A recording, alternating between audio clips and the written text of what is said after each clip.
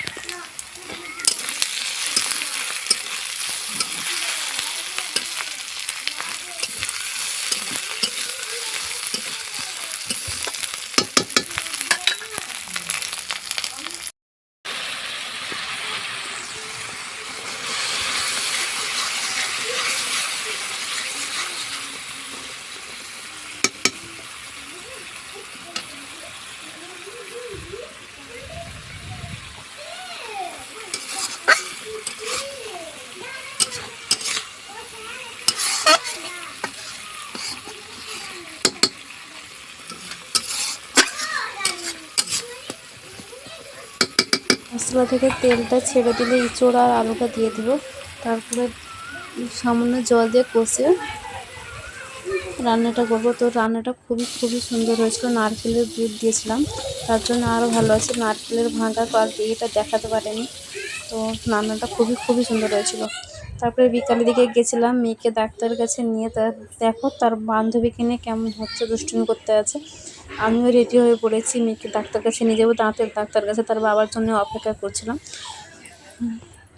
তো দাঁত পোকা লাগিয়ে বসছে ওই চকলেট খেয়ে খেয়ে। ওই তারপরে এসে তার দুষ্টুমিটা দেখা, ঘুরে আসার পরে মনটা তার বেশ আনন্দ।